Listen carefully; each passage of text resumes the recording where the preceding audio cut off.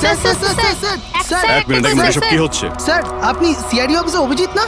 আপনার বাড়ির সামনে লাশ পাওয়া গেছে, এ ব্যাপারে আপনি কি জানেন? স্যার এই লাশটা আসলে কার? আপনার বাড়ির বাইরে এই লাশ এলো কোথা থেকে? এক মিনিট। স্যার আপনি এই ব্যাপারে কি আগে থেকে কিছু জানতেন? আরে আপনারা পিছিয়ে যান, এটা ক্রাইম সিন। আপনারা আরে কি করছেন? স্যার পিছিয়ে যান উত্তরটা তো বলছি। দিন স্যার। দেখুন আপনাদের আমি সব বলবো, কিন্তু আপনারা কি করে জানলেন এখানে লাশ আছে? কি করে খবর পেলেন আপনারা? স্যার আমাদের কাছে একটা অজ্ঞাত কল এসেছিল, সে লোকেশন বলেছিল, বললো যে সিআইডি অফিসার অভিজিতের বাড়ির সামনে একটা লাশ আছে। Unknown call? হ্যাঁ স্যার। কিন্তু স্যার এই আসলে কে? স্যার কিছু প্লিজ তো আপনাদের বলুন আমি স্যার। সব বলবো, please. Hello SP sir. Sir আমার বাড়ির বাইরে একটা লাশ পাওয়া গেছে। বস, ওই লোকটির মৃত্যু মাথায় আঘাতের কারণে হয়েছে। রক্ত অনেকটা বেরিয়েছে, কিন্তু লাশটা বেশি পুরনো নয়। তার মানে ওর মৃত্যু কিছুক্ষণ আগেই হয়েছে। হ্যাঁ দয়া, সকাল 7টা থেকে 10টার মধ্যে। কিন্তু যে জায়গা থেকে লাশটা পাওয়া গেছে বস, ওখানে একটুও রক্ত পাওয়া যায়নি। মানে খুনটা হয়েছে অন্য কোনো জায়গায় আর লাশটা তোমার বাড়ির সামনে ছেড়ে দিয়ে যায়। ওকে কিছু জানতে পারলে? স্যার এর নাম পবন। এ একটা হাইফাই হোটেলের বারটেন্ডার ছিল। এর স্ত্রী এবং বাচ্চা নাগপুরে থাকে। ওরও আজকে ওখানেই যাবার কথা ছিল স্যার। ওর মেয়ে আজকে অ্যাওয়ার্ড পেত বেস্ট স্টুডেন্ট পারফরমেন্সের জন্য। এই খবরটা শুনে ওরা খুবই শক। ওর স্ত্রী আর মেয়ে ও দুজনেই। মনে হচ্ছে এই খুনটা বদলা নেওয়ার জন্য করা হয়েছে।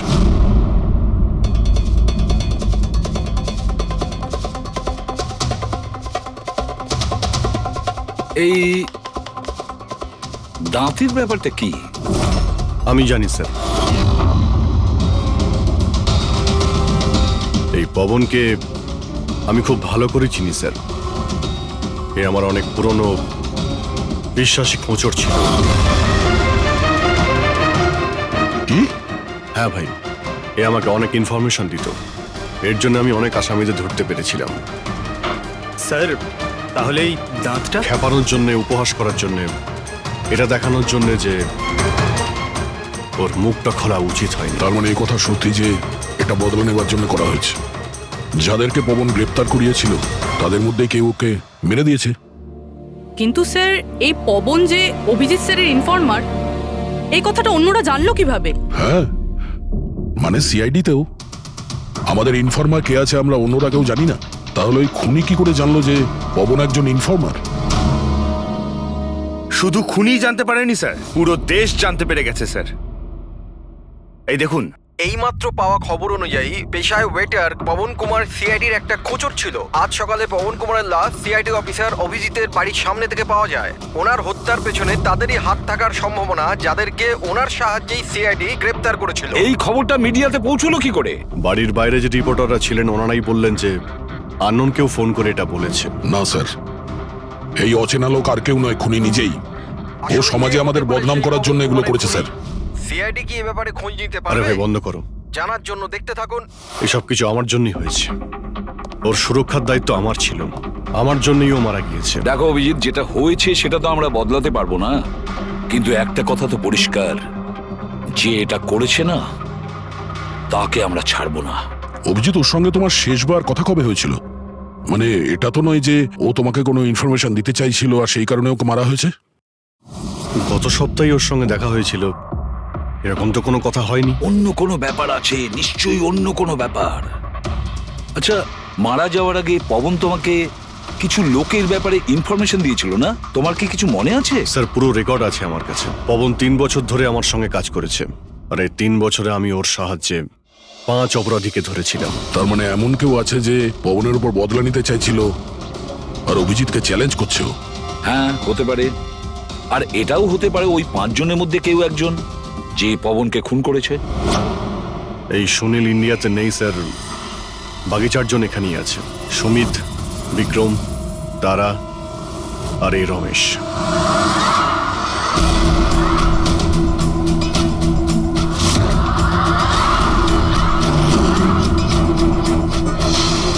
হ্যালো স্যার, আমার নাম অজয়।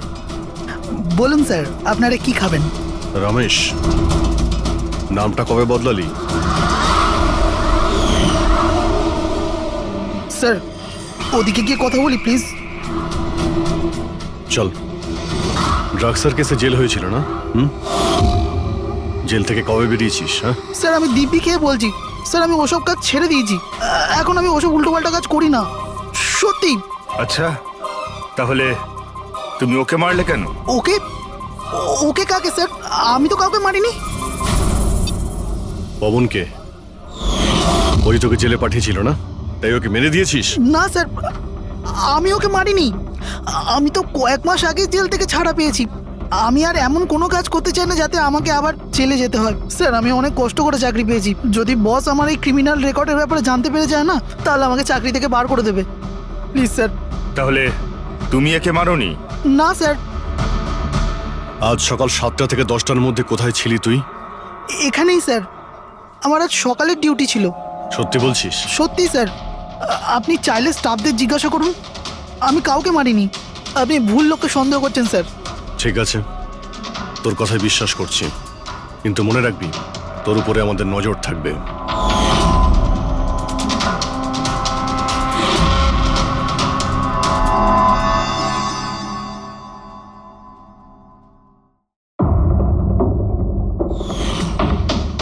সব কিছু ছিল আমার কাছে, বাড়ি, পরিবার, কেরিয়ার, একটা ভালো কাস্টম অফিসারের জবও ছিল।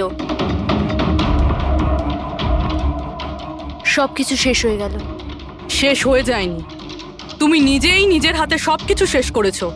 যদি তুমি তোমার চাকরির সুযোগ না নিয়ে স্মাগলারদের সাহায্য না করতে, তাহলে তোমার সাথে এইসব হতো না। কোনো শখ ছিল না আমার এসব করার, আর কিছু অপশন ছিল না আমার কাছে। বাবার শরীর ঠিক ছিল না, টাকার দরকারও ছিল, আর সেই সময় আমি এই অফারটা পেলাম, তো আমি কি করতাম?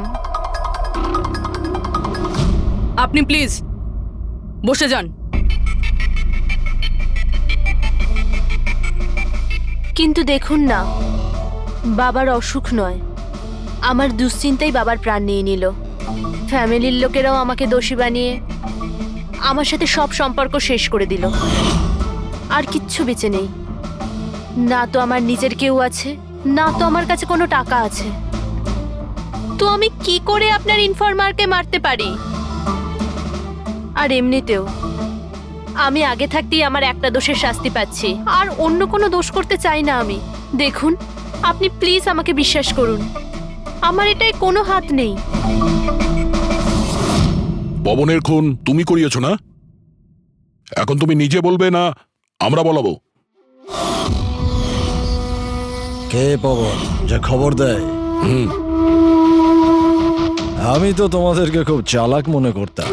দেখতে পাচ্ছ তো আমার অবস্থা, আমি এখানে জেলে আছি, তবুও আমায় জিজ্ঞাসা করছো? এই টুপি তুমি অন্য কাউকে পরাবে, বুঝেছো? তোমার অবৈধ কার্যকলাপে তুমি যত টাকা কামিয়েছো, তাই দিয়ে জেলের বাইরে তুমি কি কি করতে পারো আমরা সব জানি। বল, পবনের সুপারি কাকে দিয়েছিলি? কে কথা বলছো তুমি? মনে হচ্ছে আজকাল সিনেমাটা একটু বেশি দেখো। আমার অবস্থা দেখছো তো এখানে, না আমার কাছে ফোন আছে, না আমার সাথে কেউ দেখা করতে আসে। তাহলে কি করে আমি কারোর সুপারি দেব? আমায় সম্মান দেওয়ার জন্যে ধন্যবাদ। তোমাদের কি মনে যে আমি এত বড় গ্যাংস্টার যে ভেতরে বসে বসেই বাইরে যে কাউকে মারতে পারি? তাহলে তার জন্যও থ্যাংক ইউ। তোমার এগুলো মজা মনে হচ্ছে, হ্যাঁ? এতে তোমার হাত আছে কি না সেটা তো আমরা জেনেই যাব, কিন্তু এতে যদি তোমার হাত থাকে তাহলে এখন এই যে তোমার অবস্থা আছে না, এর থেকেও খারাপ অবস্থা করে দেবো তোমার। দেখো, ওই পবন মালটাকে কিন্তু আমি মারাইনি, কিন্তু হ্যাঁ, যে কেউ এই কাজটা করুক, কাজটা ভালো হয়েছে। আরো এখানেই থামবে না, এক এক করে সবাইকে মারবে, আর তুমি দেখতেই থাকবে। হ্যালো, আরে বাবু, আমি বুঝতে পেরেছি তুমি পবনের খবর শুনে ভয় পেয়েছো। তুমি চিন্তা একদম করো না। আরে খবরের লোকেরা বাড়ি চড়িয়ে বলে, আর তাছাড়াও আমার ব্যাপারে শুধু দুজনেই জানে, তুমি আর অভিজিৎ স্যার। তৃতীয় আর কেউ জানেই না যে আমি অভিজিৎ স্যারের খোঁচট। আমি দেখা করবো তো ওনার সাথে কাল। হ্যাঁ, আর একটা নতুন খবরও পেয়েছি। আরে তুমি একটুও চিন্তা করো না, আমি তাড়াতাড়ি দেখা করছি তোমার সাথে, ঠিক আছে? ওকে, বাই।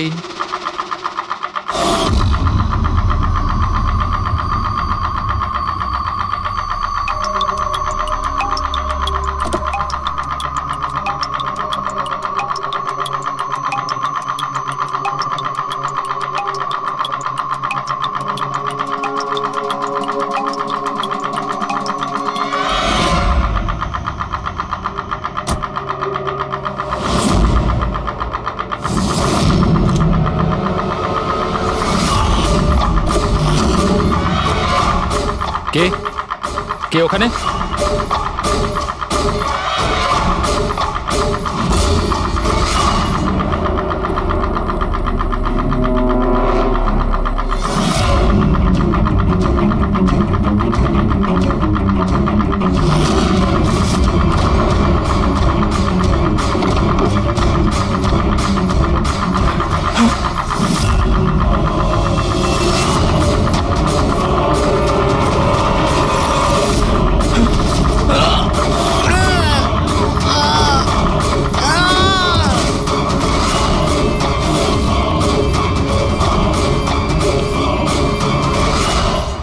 সিআইডি অফিসার অভিজিতের আর একজন ইনফরমারের মৃত্যু হয়ে গেছে।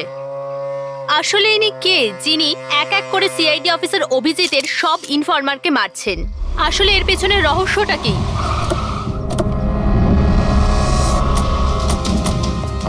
Sir sir sir sir sir sir আর একটা প্রশ্ন স্যার স্যার স্যার আমরা জানতে পেরেছি এই আপনার ইনফরমার ছিল। স্যার একের পর এক খোঁচর খুন হয়ে যাচ্ছে, এই ইনফরমেশনটা লিক কোথা থেকে হলো স্যার? স্যার আপনি কি কোনো প্রমাণ পেয়েছেন এই ব্যাপারে? স্যার আর কত লোকের প্রাণ যাবে স্যার? স্যার সিআইডি কি করছেটা কি?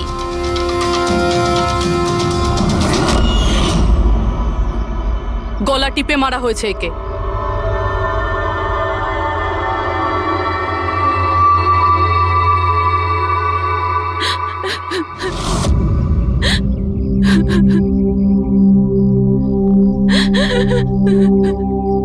ওনার নতুন বিয়ে হয়েছিল স্যার। ওর অসহায় বউকে কিছু বলবেন আপনি?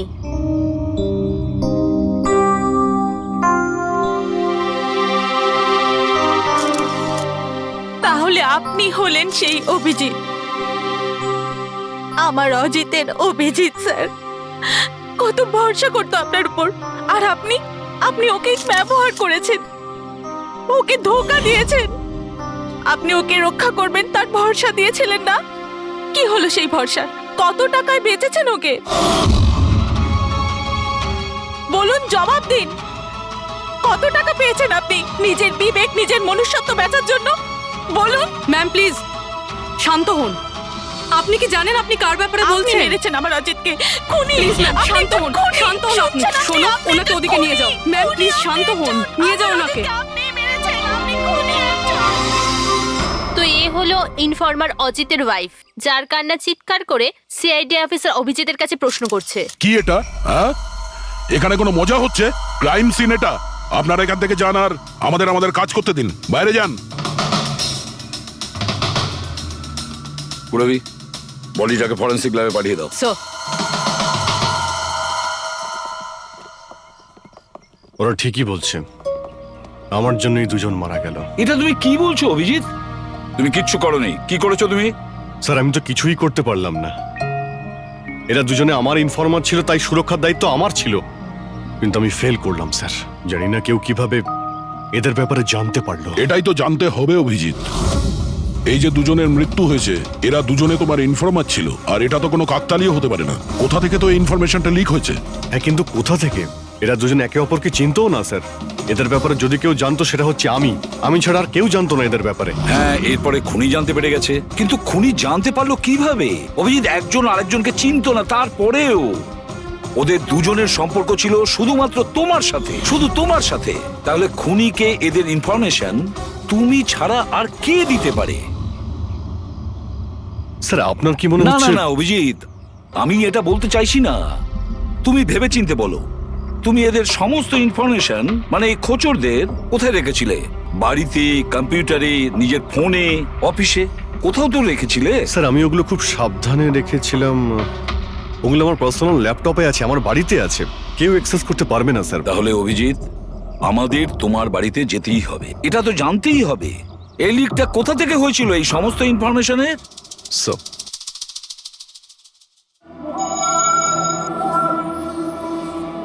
মনে হচ্ছে তোমার অনুপস্থিতিতে কেউ তো এখানে এসেছিল আর তোমার ল্যাপটপ থেকে ডেটা চুরি করে নিয়েছে। আর আজকাল এই পাসওয়ার্ড ক্র্যাক করতে কত সময় লাগে? আরে ভাই, পাসওয়ার্ডের তো ব্যাপারে না, এখানে ফিঙ্গারপ্রিন্ট স্ক্যানার আছে, এই ফেস রিকগনিশন ডিভাইস। আমি ছাড়াই ল্যাপটপ কেউ খুলতেই পারবে না। কিন্তু স্যার কম্পিউটার থেকে ডেটা চুরি করার জন্য এখানে আসার কি দরকার?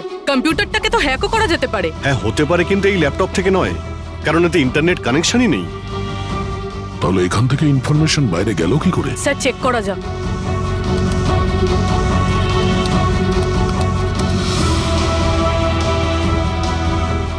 স্যার আপনার কম্পিউটারকে রিমোট অ্যাক্সেস করা হয়েছে। কিন্তু কিভাবে? এতে তো ইন্টারনেট কানেকশনই নেই, কিভাবে? স্যার এটা দেখুন, এই ফাইলটা 2 সপ্তাহ আগে খোলা হয়েছিল। ডেটটা দেখুন। কিন্তু এই ডেটে তো আমি মুম্বাইতে ছিলামই না, বাইরে ছিলাম। এটা কি করে হতে পারে? হতে পারে স্যার। স্যার আপনি কোনো নতুন সফটওয়্যার কপি বা ইনস্টল করেছেন এই 2-3 সপ্তাহ আগে? সেটার কোনো প্রয়োজন নেই পুরবি, তুমি জানো এই ল্যাপটপে আমি কেস রিলেটেড ইনফরমেশনই রেখেছি, আর কিছু রাখার প্রয়োজনই নেই। হ্যাঁ, মাঝে মধ্যে পেন ড্রাইভ ইউজ করি কিছু ডেটা বা ইনফরমেশন নেওয়ার জন্য। Sir pen drive? হ্যাঁ স্যার ওই পেন ড্রাইভ দেখাবেন আপনি?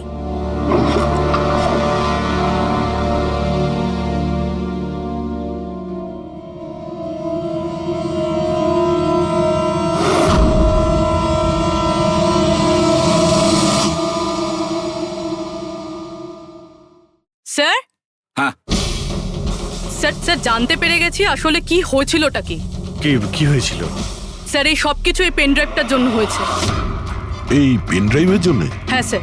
স্যার এটা পেন ড্রাইভ নয়, একটা স্মার্ট ডিভাইস। এই দেখুন স্যার, আপনি বলেছিলেন আপনার ল্যাপটপ ইন্টারনেটের সাথে কানেক্টেড ছিল না, কিন্তু যখনই আপনি এই পেন ড্রাইভ আপনার ল্যাপটপের সাথে লাগালেন, আপনার ল্যাপটপ একটা অচেনা নেটওয়ার্কের সাথে কানেক্টেড হয়ে গেল, যেরকম ওয়াইফাই ডঙ্গেল হয়। আর তারপরে স্যার এটা একটা প্রক্সি নেটওয়ার্ক। এটা আপনি দেখতে পাবেন না, কিন্তু এই নেটওয়ার্কের সাথে জুড়ে থাকা অন্য ব্যক্তিকে আপনার ল্যাপটপের অ্যাক্সেস দিয়ে দেবে। যেমন ধরুন কেউ আপনার কম্পিউটার রিপেয়ার করবে, আপনার কম্পিউটার ধরুন খারাপ, তো সে আপনার কম্পিউটার না ধরে দূর থেকে রিমোট দিয়ে আপনার কম্পিউটার অ্যাক্সেস করে ঠিক করতে পারবে।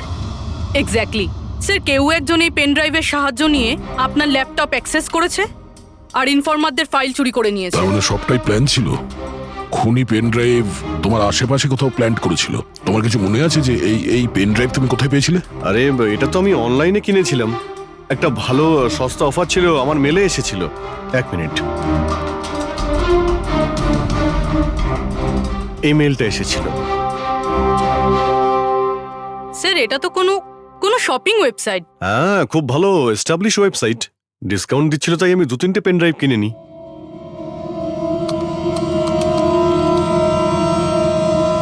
স্যার এই ওয়েবসাইটটা তো কপি, কিছু কিছু কোড আলাদা আছে, কেউ যদি একবার দেখে তো বুঝতে পারবে না। স্যার এইসব ওয়েবসাইট থেকেই হ্যাকাররা অন্যদের অ্যাকাউন্ট থেকে টাকা চুরি করে। স্যার অনেক কম্পিউটার এক্সপার্টেরা এইরকম সাইবার ক্রাইমের সাথে যুক্ত। তার মানে আমার যে মেলটা আসে তাতে আমি সেই লিঙ্কে ক্লিক করি আর তখন আমি নকল ওয়েবসাইটে চলে যাই। হ্যাঁ স্যার। এইভাবেই এই পেন ড্রাইভ প্ল্যান্ট করা হয়েছিল। এই ব্যাপারটা যতটা সহজ মনে করছো ততটা নয়, অনেক জটিল ব্যাপার এটা। অভিজিৎ, তোমার কম্পিউটার থেকে এটা যেই করছে না, ও ইনফরমারের পুরো ডিটেলসটাই বের করে নিতে পারে, আর তাদের সাথে ও অনেক কিছুই করতে পারে। খুব বড় ভুল করেছি আমি, জানি না এর পরের শিকার কে হতে পারে।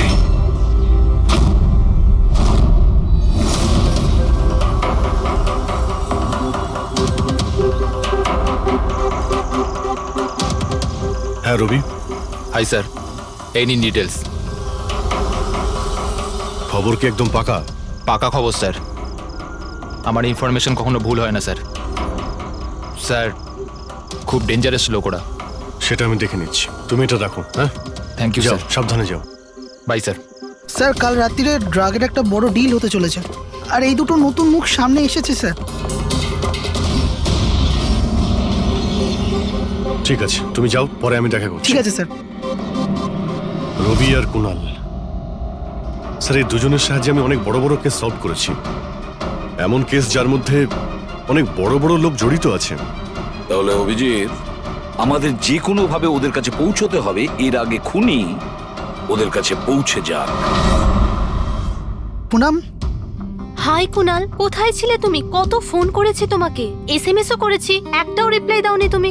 আমি বাইরে গেছিলাম কাজে, আর তুমি তো জানো আমি যখন কাজের জন্য বাইরে যাই ফোন ইউজ করি না। তুমি আর তোমার কাজ, জানি না কি কাজ করো তুমি, 1 সপ্তাহ নিখোঁজ থাকো। আচ্ছা এসব ছাড়ো না, এখন তো এসে গেছি, চলো একটু ভালো কথা বলি। আচ্ছা এটা বলো, কি অর্ডার করবো তোমার জন্য?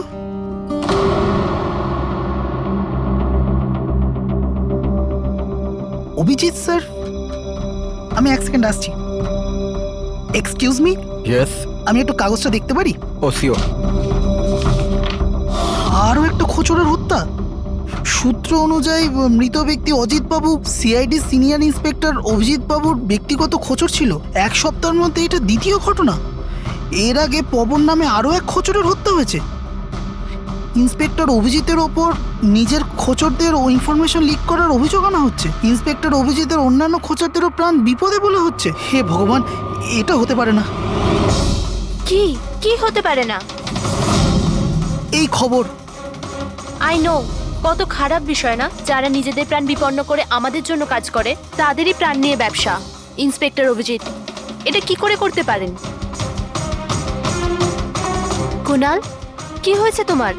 কি ভাবছো তুমি? Kunal, are you okay? আচ্ছা শোনো, আমাকে যেতে হবে। যেতে হবে? কোথায় যেতে হবে? এখনই তো এলে, এক্ষুনি কোথায় আমি যাবে? তোমাকে সব বলবো। হ্যাঁ ঠিক আছে, বলবো।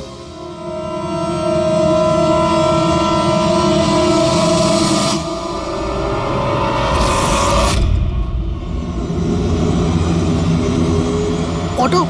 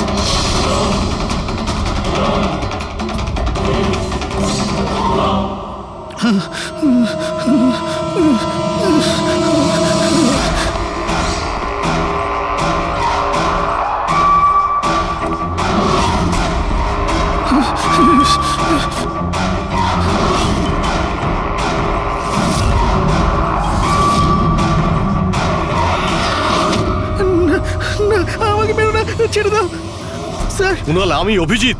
অভিজিৎ স্যার, স্যার ভালো হচ্ছে আপনি এসে গেছেন। স্যার ও আমাকে মেরে দেবে, স্যার ও আমাকে মেরে দেবে।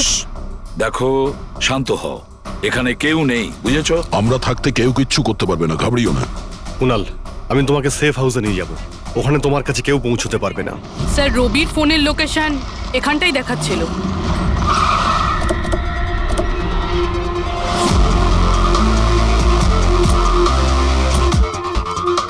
এখানেই তো থাকা উচিত, কিন্তু দেখতে তো পাচ্ছি না। রবি,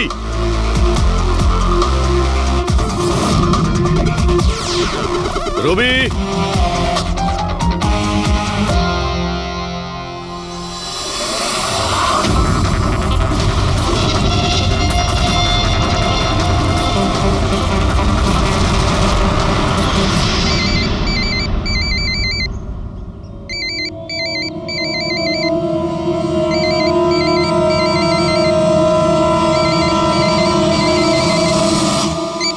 হ্যালো।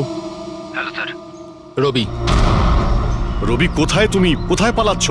আমার উপর ভরসা নেই তোমার? আপনি কি ভেবেছিলেন আপনি আমায় খুঁজে পাবেন? এত সোজা নয় স্যার। রবি দেখো, তুমি যা ভাবছো তা সত্যি নয়। তোমায় কেউ মেরে ফেলতে পারে, কিন্তু সেটা আমি নয়। আমি তোমায় বাঁচানোর চেষ্টা করছি। শোনো, আমি তোমাকে সেফ হাউসে নিয়ে যাব। সেখানে তোমার কোনো বিপদ হবে না, বুঝতে পেরেছো? রবি, রবি, আমরা তোমাকে সাহায্য করতে চাই, আমাদেরকে বিশ্বাস করো। ভরসা? ওই দুটো লোকও তো আপনাদের ওপর ভরসাই করেছিল, কিন্তু ওরা কি পেল? মৃত্যু। দেখুন স্যার, আমার কাছে আমার জীবন খুব দামি। আমার পেছনে আমার পরিবার আছে। আমি এত তাড়াতাড়ি মরতে চাই না। আমার জীবনটা ছেড়ে দিন স্যার, আমি মরতে চাই না। প্লিজ আমায় আমায় যেতে দিন স্যার। আমাকে খোঁজা বন্ধ করুন। রবি, রবি তুমি আগে আমার কথাটা শোনো। না স্যার, আমি বললাম তো না, আগেই আপনার ওপর ভরসা করে আমি অনেক বড় ভুল করেছি। একবার ভুল করেছি, বারবার করব না। আমি জানতাম না যে আপনি বিক্রি হয়ে গেছেন স্যার। আমাকে প্লিজ খোঁজা বন্ধ করুন স্যার। রবি কোথায় তুমি? তোমায় কেউ মেরে ফেলতে পারে, এটা বোঝো। By sir. রবি, রবি, এ বিশ্বাস করবে না, কিছুতেই করবে না। যে কোনো ভাবেই আমাদের ওকে খুঁজে বের করতে হবে। 4 জনের মধ্যে 3 জন ইনফর্মার সেফ হাউসে পৌঁছে গেছে। শুধু এই রবি বাইরে আছে, তাই না? স্যার, এই দুজনের টিপস অনুযায়ী যারা গ্রেপ্তার হয়েছে তাদের লিস্ট চলে এসেছে। এদের মধ্যে এমন কেউ আছে আইটি কম্পিউটার এক্সপার্ট? না স্যার, এরকম তো কেউ নেই, কিন্তু এই বিক্রম। ওর সঙ্গে তো আমরা জেলে দেখা করেছিলাম, কেন কি হয়েছে? স্যার, প্রতি সপ্তাহে স্ত্রী একে জেলে ফোন করে, আর গত শুক্রবারেও স্ত্রী একে জেলে ফোন করেছিল। কিন্তু বুড়োবি এর থেকে কি প্রুফ হয়? স্যার, আমি আর ফেরি স্যার জানতে পেরেছি যে ফ্রাইডেতে ওনার ওয়াইফ হসপিটালে ছিল, কিন্তু ও কাউকে ফোন করেনি। ফ্যান্টাস্টিক, অসাধারণ কাজ করেছো তোমরা দুজনে। এবার ঠিক জানতে পারবো যদি বিক্রমকে ওর স্ত্রী ফোন না করে থাকে তাহলে কে ফোনটা করেছে, আর সেটা বলবে এই বিক্রমই। আমরা সব জানি ওই শুক্রবারে তোমার বউ হসপিটালে অ্যাডমিট ছিল, ও তোমাকে ফোন করেনি। ওই দিন ওর নাম করে যে কল এসেছিল তোমার কাছে, ওই ফোনটা কে করেছিল তোমাকে? আমি বলেছি না তোমাকে আগেই যে আমি কিচ্ছু করিনি? তাহলে কেন বারবার চলে আসো আমার আর তোমার সময় খারাপ করার জন্য? সময় আমরা নয়, তুমি নষ্ট করছো আমাদের, আর এটা আমরা কিছুতেই সহ্য করবো না। ঠিকঠাক বলো, কি জানো এই খুনের ব্যাপারে? হ্যাঁ বলো, না হলে আমার মাথা যদি খারাপ হয়ে যায় না। দেখ, চুপচাপ ওখানে বস। এখন পর্যন্ত তুই জেলে আছিস, খাওয়া দাওয়া করছিস, ঘুরে বেড়াচ্ছিস। যদি এখনো সত্যিটা না বলিস তাহলে এখান থেকে সোজা কালকুটরিতে যাবি। কালকুটরি বুঝতে পারছিস তো? অন্য জিনিস তো বাদই দে, আলো তুই দেখতে পাবি না। আজকেই তোর শেষ সুযোগ, সত্যিটা বল, না হলে আমি তোকে কালকুটরিতে পাঠানোর ব্যবস্থা করব। ফোন, একটা ফোন এসেছিল। আমি জানি না ওই লোকটাকে। ও তো আমায় ফোনে একটা ডিলের কথা বলেছিল। কি রকম ডিল? এই ডিলটা এটাই ছিল, আমাকে যে জেলে পাঠিয়েছে, যে আমায় ফাঁসিয়েছিল, ও বলেছিল যে আমি যদি ওকে 3 কোটি টাকা দিই তাহলে ওকে মেরে দেবে। তা তুমি কি বলেছিলে? স্যার, সত্যি বলবো, আমি তোর কথাতে বিশ্বাসই করিনি। আমার মনে হয়েছিল কেউ আমার সাথে মজা করছে, তাই আমি ওকে না বলে দিয়েছিলাম। তারপর ও আমি বলল যে আরো কিছু লোক আছে যারা ওর ওপর বদলা নিতে চায়, ওরা ওকে মারার জন্য যত ইচ্ছে টাকা দেবে। আরও এটাও বলেছিল আমাকে যাতে আমি নিউজে দেখে নি যে ও সত্যি বলছে। তারপর আমি নিউজ শুনলাম যখন, কিন্তু স্যার আমি একটা কথা বলছি, আমি ওর নাম জানি না, আর কখনো ফোনও আসেনি ওর। আমি যা কিছু জানতাম সব আপনাদের বলে দিলাম। সত্যি বলছি স্যার, সত্যি। ঠিক আছে, তার মানে ও আরো অনেক লোকের সঙ্গে কন্ট্রাক্ট করেছে, অনেক বড় গেম খেলেছে। অপরাধীদের থেকে টাকা কামানোর ব্যবসা খুলে বসেছে। স্যার, আপনার বাকি খোঁচরদেরও প্রাণ সংশয়ের ভয় রয়েছে। আমরা খুনির ব্যাপারে কিচ্ছু জানি না। 3 কোটি, ওর চাহিদা অনেক বড়, আর এর জন্য যাকে তাকে ফোন করবে না, এমন কাউকে করবেও যে ওর চাহিদাটা পূরণ করতে পারে। ঠিক বলেছ তায়া। খোঁজ নিয়ে দেখি আমাদের লিস্টে কতজন আছেন যে 3 কোটি টাকা। সপ্তাহে ওর ফোন এসেছিল, কুণালের জন্যই ও জেলে গিয়েছিল, আরে 3 কোটি টাকাও দিতে পারবে।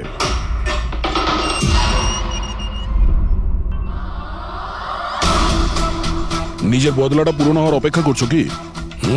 কুণালের সুপারি দিয়েছিস খুনিকে? হ্যাঁ, এখন ওর মৃত্যুর খবরের জন্য ওয়েট করছিস? এসব কি কথা বলছেন আপনারা? আমি কোনো কুণালকে চিনি না, না আমি কাউকে কারোর সুপারি দিয়েছি। তাহলে গত সপ্তাহে ফোন তোর কাকা করেছিল? হ্যাঁ এসেছিল তো। না, তোমার কাকা তো এই পৃথিবীতে নেই। তাহলে কোথা থেকে কল এসেছিল? স্বর্গ থেকে না নরক থেকে? এই শোনো, তুমি এখন ফেঁসে গেছো। তোমার জন্য ভালো এটাই হবে সব সত্যি সত্যি বলে দাও। আচ্ছা যাও তাহলে, আগে আমার লয়ারকে ডেকে আনো। ওনার আসার আগে না আমি কিচ্ছু বলবো না। আমাকে যা কিছু জিজ্ঞেস করবে ওনার আসার পরে করো। যাও ডেকে আনো আগে ওনাকে।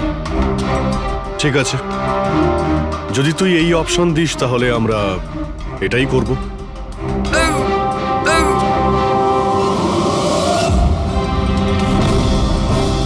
এ কোথায় নিয়ে যাচ্ছেন আপনারা আমাকে? আমরা তোকে তো বলার সুযোগ দিয়েছিলাম, কিন্তু তুই বললি উকিল ডাকতে। এবার তোমার সাথে কি হবে কেউ জানতেও পারবে না, তোমার উকিলও না। এটা এটা এটা আপনারা ভুল করছেন। সিআইডি এটা করতে পারে না। ঠিকই বলেছিস যে সিআইডি এটা করতে পারে না, সিআইডি কোনো ভুল করেই না। আমরা তো সবাইকে এটাই বলবো যে তুই আমাদের উপরে আক্রমণ করার চেষ্টা করেছিলি। আর আমরা নিজে বাঁচার জন্য তোমাকে গুলি করে দিয়েছি। প্লিজ এটা করবেন না। শান্ত, পঙ্কজ, স্যার। কোনো ফাঁকা জায়গায় গাড়িটাকে দাঁড় করাও। Okay sir. চল বাইরে বেরো।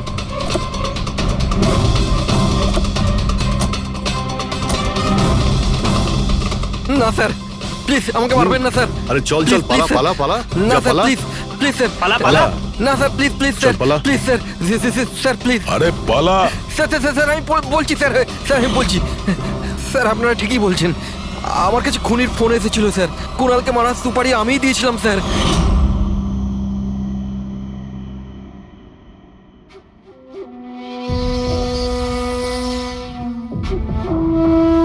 হ্যালো শেখর, হ্যাঁ কে? শেখর আমি কে সেটা জানার তোর কোনো দরকার নেই। তুই শুধু এটুকু জেনে রাখ যে তুই যার জন্য জেলে গেছিস আমি তাকে চিনি, আর ওকে আমি প্রাণে মেরেও দিতে পারি, কিন্তু তার জন্য আমার টাকা চাই। কত টাকা চাই তোর? পুরো 3 কোটি। ঠিক আছে, অর্ধেক টাকা তোর আমি অ্যাকাউন্টে ফেলে দিচ্ছি, আর বাকি অর্ধেক টাকা কাজ শেষ হবার পর। কিন্তু হ্যাঁ, বেশি চালাকি করবি না, না হলে তুই জানিস তো আমি কে। শেখর, আমি এক কথার মানুষ, তোমার কাজ ধরে নাও হয়ে গেছে। চল রাখছি এবার। এই শোন, এটা রাখ, কাউকে বলবি না। স্যার স্যার, আমি আমার স্ত্রীর সাহায্যে ওর অ্যাকাউন্টে অর্ধেক টাকা পাঠিয়ে দিয়েছিলাম স্যার, আর অর্ধেক টাকা কাজ শেষ হওয়ার পর বলেছিলাম আমি দেবো, কিন্তু এখনো পর্যন্ত কুণালের কিচ্ছু হয়নি স্যার। মানে কুণালের বিপদ রয়েছে। স্যার স্যার একটা প্রশ্ন স্যার। স্যার স্যার প্লিজ বলুন স্যার, এই কেসে কি কোনো প্রকার প্রোগ্রেস হলো? বলুন স্যার প্লিজ। স্যার সিআইডির উপর একটা গুরুতর অভিযোগ করা হচ্ছে, পুরো দেশ জানতে চায় স্যার। ইনভেস্টিগেশন চলছে, সবকিছুই জানতে পারবেন। এক্সকিউজ মি, এক সেকেন্ড। কি হলো? স্যার, হ্যাঁ। স্যার, স্যার একটা খুব খারাপ খবর আছে স্যার। কি? স্যার আমাদের সেফ হাউসে ওই কুণাল ছিল না স্যার, ও পালিয়ে গেছে স্যার। হোয়াট? কিভাবে ও পালালো? তুমি জানো যে ওর জীবন বিপন্ন। স্যার কিচ্ছু বুঝতে পারছি না স্যার। স্যার ওকে অনেক খোঁজার চেষ্টা করেছে কিন্তু কোথাও পাচ্ছি না। Pankaj, I don't care. খোঁজো, যে করেই হোক। খুনি ওর কাছে পৌঁছানোর আগেই ওকে খুঁজে বের করো। Sir. Yes, now this is the breaking news. একের পর এক সিআইডি ইনফরমার হত্যার রহস্য উন্মোচনে সিআইডি অপারগ ছিল, আর এইমাত্র আমরা খবর পেলাম যে কুণাল নামে সিআইডির আরেকজন খোঁচর, যার সুরক্ষার দায়িত্ব সিআইডি নিয়েছিল, সে নিখোঁজ। সিআইডি কুণালকে যে সুরক্ষিত স্থানে রেখেছিল সেখান থেকে কুণাল পালিয়ে যায়। সিআইডি গিয়ে কুণালের কাছে পৌঁছতে এবং তাকে বাঁচাতে সফল হবে।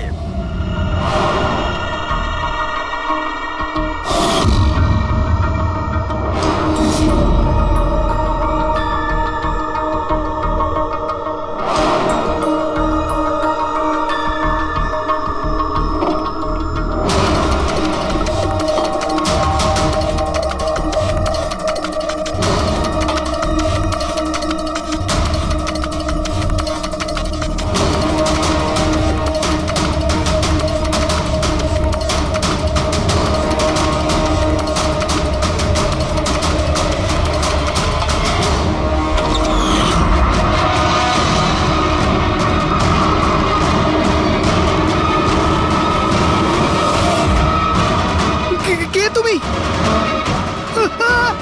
তোর গেম ওভার।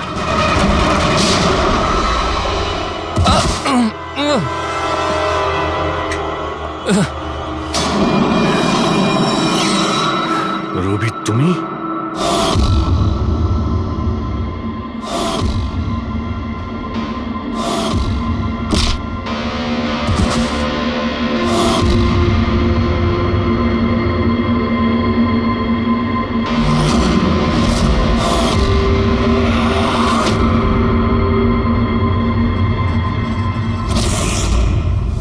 কুণালের পালিয়ে যাওয়ার খবর আমরা ইচ্ছে করেই মিডিয়াতে দিয়ে দিই।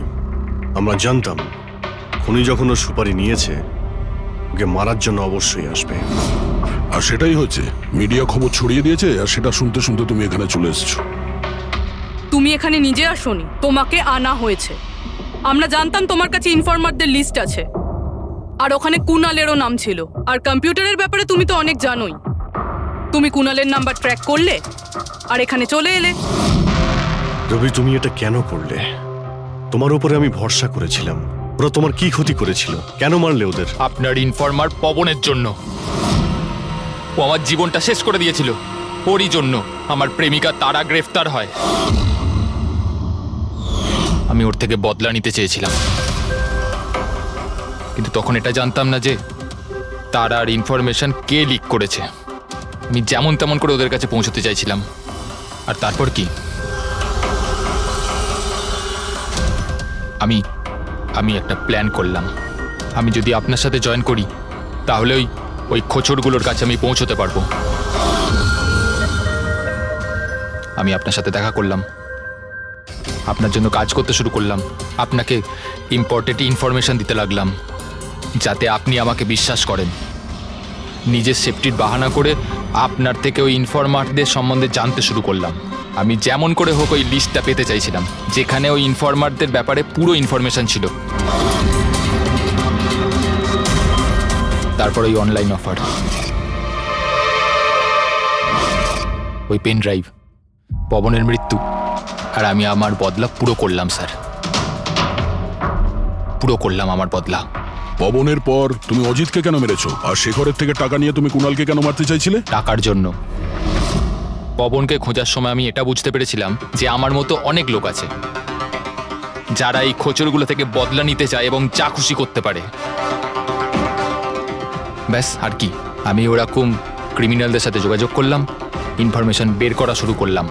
এটার জন্য আমি অনেক টাকাও পেতাম। আর এটাতে খারাপ কি আছে স্যার? ভালো কি খারাপ সেটা তো তুমি জানতেই পারবে যখন জেলে যাবে। রবি, তুমি টাকা ইনকাম করেছো আর আমি ভরসা অর্জন করেছি।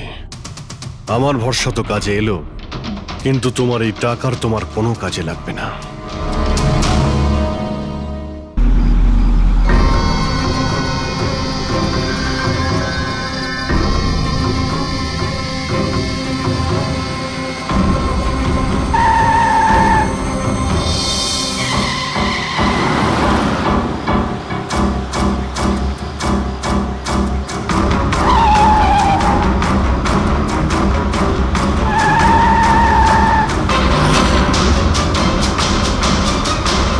চলন্ত গাড়িতে ঘুমানো ভালো কথা নয়।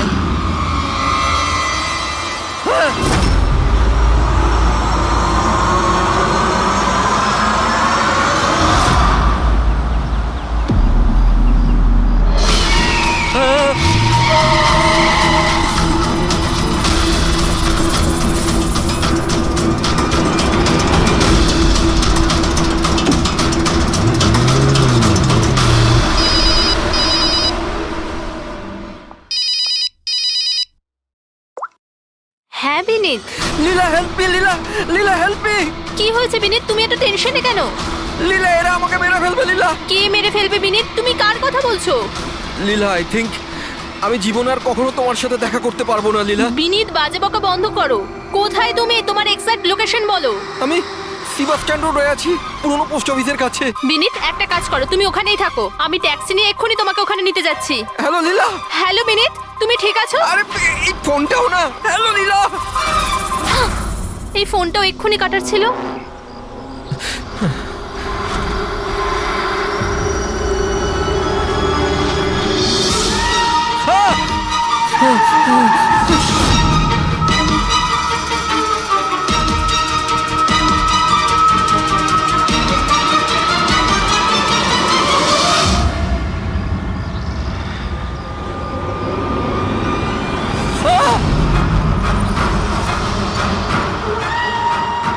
হে ভগবান, প্লিজ হেল্প মি। আমাকে আমার বাড়িতে ঠিক মতো পৌঁছে দাও প্লিজ।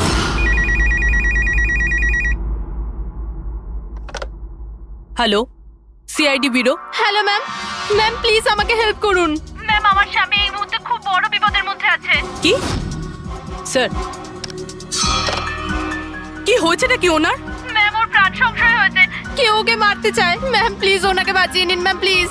উনি কি এখন আপনার সঙ্গেই আছেন? না ম্যাম, ম্যাম এই মুহূর্তে উনি ওনার গাড়িতে আছেন ওই সাবস্টেশন রোডের পাশে পুরনো যে পোস্ট অফিস আছে ওখানে। আচ্ছা শুনুন ম্যাম, দেখুন আমাদের দুজন অফিসার ওই এরিয়াতেই আছে। আপনি আপনার গাড়ির ডিটেলসটা বলুন। হোয়াইট ব্যাস্টার আছে আর গাড়ির নাম্বার হলো 2536। ম্যাম ওনাকে আপনি বাঁচিয়ে তো নেবেন ম্যাম। আপনি চিন্তা করবেন না, আপনার হাজবেন্ডের কিচ্ছু হবে না, ওকে? প্রবীর, অভিজিৎকে ফোন করো আর ওকে গাড়ির ডিটেলসটা দিয়ে দাও। ওকে বলো যে ব্যাপারটা আর্জেন্ট।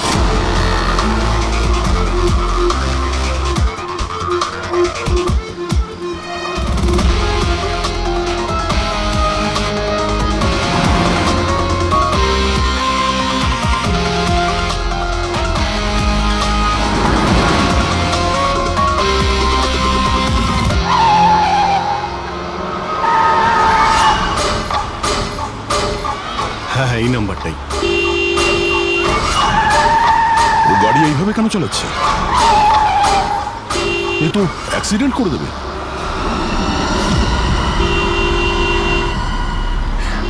আমাকে ক্ষমা করে দাও, আমাকে ক্ষমা করে দাও, আমি মরতে চাই না, আমাকে ক্ষমা করে দাও। কার সঙ্গে কথা বলছে? গাড়িতে তো কেউই নেই।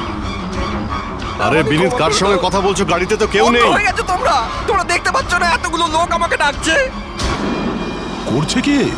আমাকে ক্ষমা করে দাও, আমি মরতে চাই পাগল না। হয়ে গেছে মনে হচ্ছে। বিনীত, বিনীত, বিনীত, তোমার অ্যাক্সিডেন্ট হয়ে যাবে, গাড়িটা থামাও বলছি।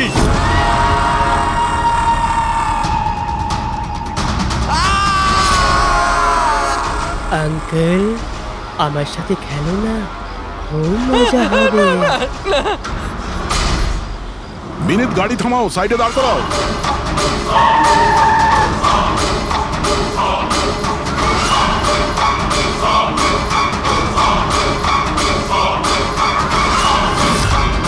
দাঁড়িয়ে যাও বিনীত, বিনীত।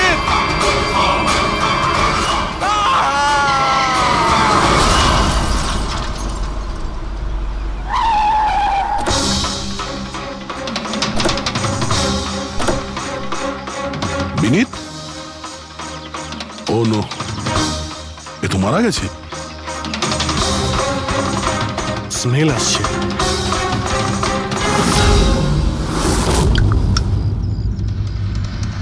মদ। ড্রিঙ্ক করে গাড়ি চালাচ্ছিল, কিন্তু ও গাড়িতে কথা বলছিল কার সাথে? মদের নেশায় ভুলভাল বকছিল। মদ খেলে তো এটাই হয়, অ্যাক্সিডেন্ট। আপনি তো আমাকে কথা দিয়েছিলেন না যে বিনীতের কিচ্ছু হবে না, তো এটা কি হয়ে গেল? দেখুন ম্যাডাম, যদি ওনার অন্য কোনো দের হাত থেকে প্রাণ সংশয় থাকতো আমরা ওনাকে নিশ্চয়ই বাঁচাতাম, কিন্তু উনি তো নিজেই মদ খেয়ে গাড়ি চালাচ্ছিলেন। আপনি তো জানেন এটা কতটা ডেঞ্জারাস। না, ওনার প্রাণ ওনার নিজের জন্য যায়নি, বরং তাদের জন্য গেছে যারাও এতদিন ধরে ওকে বিরক্ত করছিল। কারা? সকাল সন্ধে ঘুমিয়ে জেগে সব সময় ওকে বিরক্ত করত। উনি এতটাই চিন্তিত হয়ে গিয়েছিলেন যে উনি নিজের বিজনেসেও পুরোপুরি নজর দিতে পারছিলেন না। কোন লোকের কথা বলছেন আপনি? একটু পরিষ্কার করে বলুন। ম্যাম, বিনীতের মৃত্যু আমাদের সামনে হয়েছে, আর ওই সময় ও ছাড়া গাড়িতে কেউ ছিল না। তাহলে ওর মৃত্যুর দোষ আপনি অন্য কারোর ঘাড়ে চাপাচ্ছেন কেন? কারণ ওনার খুন হয়েছে, মার্ডার, এটা মার্ডার। মার্ডার হয়েছে? আপনি কি জানেন কারা করেছে এটা? আত্মারা। হতে পারে আপনারা ওই আত্মাটাকে দেখতে পাননি, কিন্তু বিনীত ওদের পরিষ্কারভাবে দেখতে পেত। সিআইডিরা আত্মাটাত্মায় বিশ্বাস করে না। আপনিও মানতেন স্যার, যদি আপনি 2 সপ্তাহ আগের ঘটনাটা দেখে থাকতেন। লীলা ওঠো, ওঠো লীলা, লীলা ওঠো। বিনীত, বিনীত,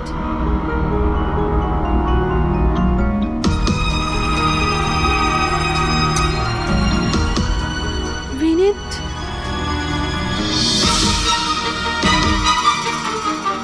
বিনীত, কি হয়েছে বিনীত? ওই দেখো আলমারির উপরে। কি আছে ওখানে বিনীত? লীলা, আলমারির উপরে কেউ আমাকে দেখছে। আমাকে শুতে দিচ্ছে না। বিনীত ওখানে কিচ্ছু নেই, কিচ্ছু নেই। তুমি না নিশ্চয়ই কোনো খারাপ স্বপ্ন দেখেছো।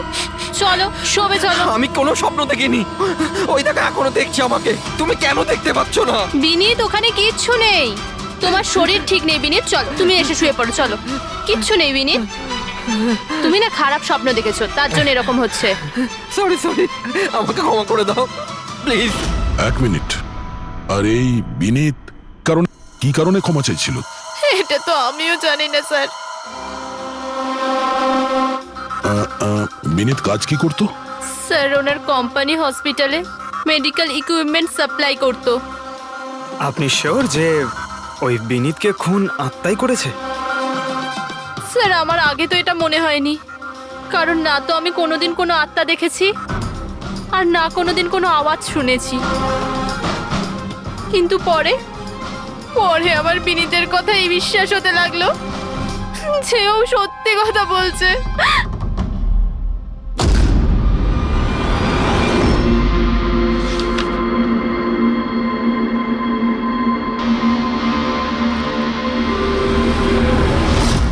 হ্যাঁ বস, এর মৃত্যুর একটাই কারণ চোখে পড়ছে, এর মাথার ওপর লাগা আঘাতটা, যেটা অ্যাক্সিডেন্টের কারণে লেগেছে। ঠিক তো ডক্টর সালুকে? আর কোনো কারণ নেই তো?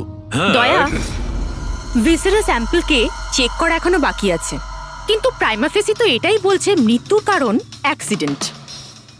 আর বস, এর রক্তের মধ্যে আমি অ্যালকোহল অনেকটা বেশি মাত্রায় পেয়েছি। ও, আমার মনে হচ্ছে সেই কারণেই ওর হ্যালুসিনেশন শুরু হয় আরো ধাক্কা মেরে দেয়। তার মানে হলো এটা কোনো খুনের ব্যাপার নয়। আমরা চাইলেই ওদের বডিটা ফেরত দিয়ে দিতে পারি। যদি কোনো ডাউট থাকে সেটা ভিসারের স্যাম্পল থেকে জানা যেতে পারে। কি জানি স্যার, আমার কেমন যেন মনে হচ্ছে যে এই কেস অতটা সোজা নয়। কারণ আমরা যখন লীলাকে জিজ্ঞাসা করলাম যে এই বিনীত কার কাছে ক্ষমা চাইছিল, তখন কথাটা এড়িয়ে গেল। আমরাও কি শেষকৃত্যে যাব নাকি? ওখানে আত্মীয়রাও থাকবে, বন্ধুরাও থাকবে, অনেকেই থাকবে। যদি কিছু জানতে পারা যায়। যাও, নিশ্চয়ই যাবে ফিউরালে।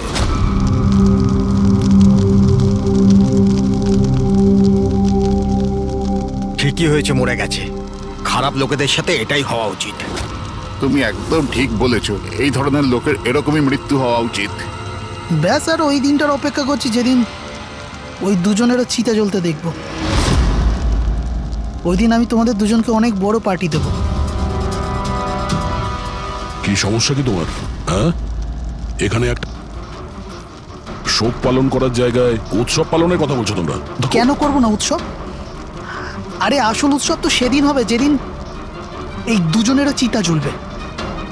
ওরা দুজনে চিতায় উঠুক কি না উঠুক, তুমি সিআইডি রাতে ঠিকই আসবে। স্যার আপনারা যদি সিআইডির লোক হন তাহলে অপরাধীদের সাহায্য করার বদলে আমাদেরকে ন্যায় বিচার দেওয়া উচিত। এক মিনিট, কি বলতে চাও পরিষ্কার করে বলো। স্যার আমার নাম পুনিত, আর আমার বাবা পার্পল হসপিটালে ভর্তি ছিল। ভেন্টিলেটরে ছিলেন। ডাক্তারবাবু, নার্স, ডাক্তারবাবু কোথায়? আমার বাবা মারা যাবে এক্ষুনি। প্লিজ প্লিজ ডাক্তারবাবুকে বলুন। কি হয়েছে? কেন চিৎকার করছেন? চিৎকার করবো না তো কি করবো? আমার বাবা ওখানে মারা যাচ্ছে আর আপনাদের স্টাফ এখানে বসে মাছি মারছে। আপনি আগে শান্ত হন প্লিজ। আপনি পেশেন্টের কাছে যান, আমি দেখছি। তাড়াতাড়ি করুন প্লিজ। হ্যাঁ, ম্যাম একটা ঘটনা ঘটে গেছে। কি সমস্ত হয়েছে? ভেন্টিলেটর এক এক করে বন্ধ হচ্ছে। কি? হ্যাঁ ম্যাডাম, আমাদের দুজন ডাক্তার ম্যানুয়ালি অক্সিজেন দেওয়ার চেষ্টা করছে। ম্যাডাম সবার সাথে এরকম হওয়াটা ঠিক নয়। যদি ভেন্টিলেটর ঠিক না হয় তাহলে পেশেন্টরা মরে যাবে। আরে আস্তে বলো। আরে আরে এটা হসপিটালের রেপুটেশনের ব্যাপার। এটা যদি পেশেন্টের বাড়ির লোকেরা জানতে পারে না তাহলে একটা ঝামেলা হয়ে যাবে। ডক্টর, আপনারা প্লিজ 2 মিনিট সময় দিন, আমরা সলিউশন বার করছি। ম্যাম এক এক করে সব ভেন্টিলেটর বন্ধ হয়ে যাচ্ছে। তুমি যাও বাকি ওয়ার্ডসগুলো চেক করো, যাও। Okay ma'am. আরে ওই আমাদের সাপ্লায়ার বিনীতকে ফোন করো না, ওই সব কিছু ব্যবস্থা করে দেবে। প্লিজ টেনশন নেওয়ার কোনো ব্যাপার নেই। ডক্টর মেহেক, হচ্ছে কি এসব? স্যার ভেন্টিলেটর সব বন্ধ হয়ে গেছে স্যার। আপনারা প্লিজ শান্ত হন, আমি কথা বলছি। স্যার এক এক করে সমস্ত ভেন্টিলেটর বন্ধ হয়ে যাচ্ছে স্যার। কি, এটা কিভাবে হতে পারে? তো কোনো হসপিটালে ফোন করো না, ওখান থেকে আনাও। আরে রাজা, ফোন লাগাও। আর মেহেক একটা কাজ করো, এখানে যে টেকনিশিয়ান আছে ওকে ডাকো। রাজা, কি হলো তোমার? তুমি কি শুনতে পাচ্ছ না স্যার কি বললেন? আপনারা কি ডিসকাস করে টাইম ওয়েস্ট করছেন? আমার বাবা মারা যাবে ওখানে। আপনি প্লিজ একটু শান্ত হন, আমরা এক্ষুনি যাচ্ছি please. Ma'am sir ma'am very bad news. দুটো পেশেন্টের জীবন চলে গেছে। 5টা পেশেন্ট খুব ক্রিটিক্যাল অবস্থায় আছে। স্যার আজ আমাদের পরিবারের লোক আমাদের সাথে নেই, এর জন্য দায়ী শুধুমাত্র এই 3 জন লোক, বিনীত, মেহেক আর রাজা। আচ্ছা, এই বিনীত তো ইকুইপমেন্ট সাপ্লাই করতো, তাই না? হ্যাঁ স্যার। আর বাকি দুজন? স্যার যেদিন এই ঘটনাটা ঘটেছিল সেদিন মেহেক ডক্টর ইনচার্জ ছিল আর রাজা হসপিটালে অ্যাডমিন সামলাতো। আচ্ছা, এনারা দুজনে কি শুধু হসপিটাল থেকে এসেছেন নাকি ওখান থেকে আরো অনেকে এসেছেন? এসছে স্যার, ওই হেড নার্স পরিণীতা, ওই শেখর যে মেনটেন্যান্সে ছিল, আর উনি ডক্টর কেদার, এই হসপিটালের মালিক। ঠিক আছে, এখন শান্ত হয়ে যাও। আমরা এই মামলার গভীরে যাব। যদি তোমার বাবার সঙ্গে কোনো অন্যায় হয় তো ন্যায় বিচার তুমি নিশ্চয়ই পাবে।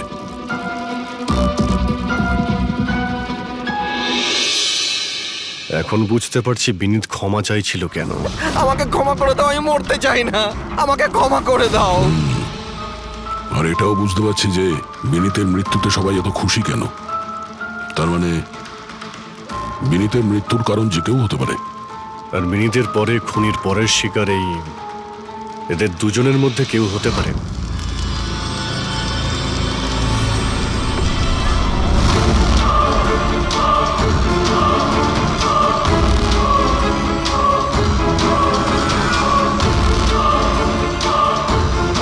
আমাকে ক্ষমা করে দাও। তুমি আমাকে কেন মরতে দিলে? আমার পিছু নিও না।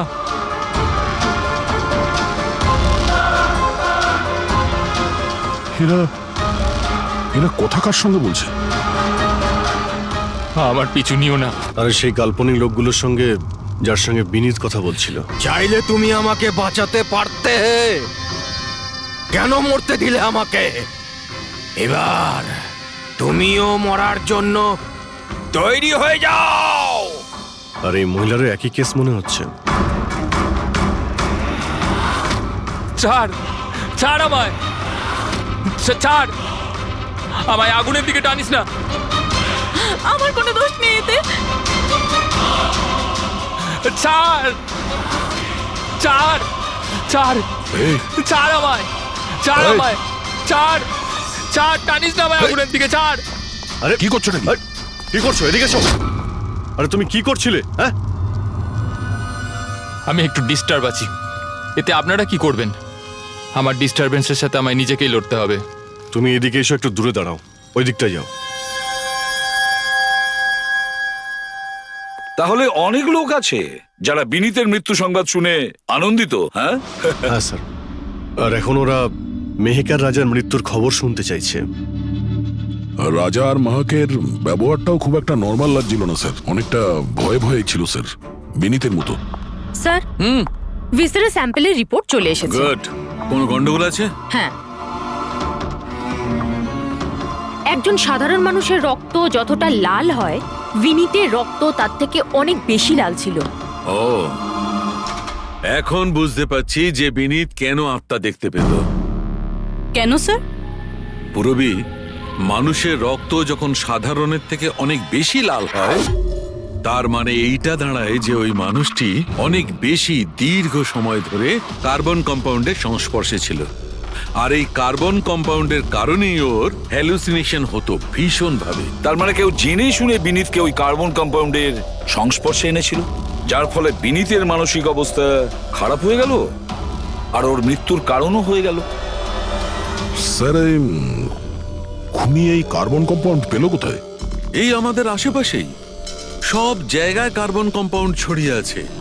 মডার্ন জীবনে আমরা যতগুলো মেশিনারি ব্যবহার করছি, ওই সবগুলো, প্রায় সবগুলো কার্বন কম্পাউন্ড ছড়ায়। হ্যাঁ, যে কেউ মেশিনের উপর এরকম কারুকার্য করে এটা করতেই পারে।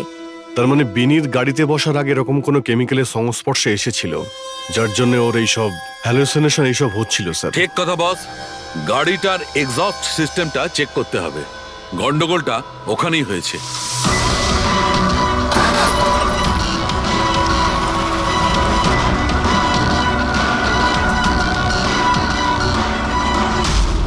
সালুঙ্কে স্যার তো ঠিকই বলছিলেন স্যার, পেট থেকে তো কেমিক্যাল বেরিয়ে আসছে। একটা কথা তো তাহলে ঠিক পঙ্কজ, ওই আত্মা টাত্মা বলে কিচ্ছু ছিল না। স্যার, তার মানে এখন খুনের নিশানায় দুজন রয়েছে, রাজা আর মেহেক।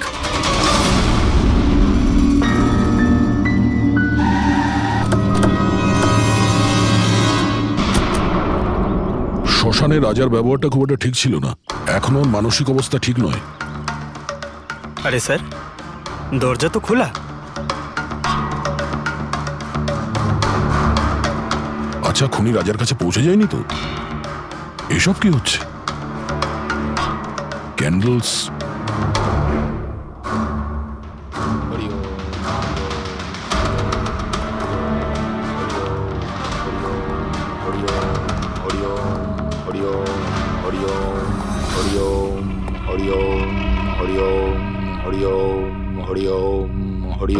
রাজা,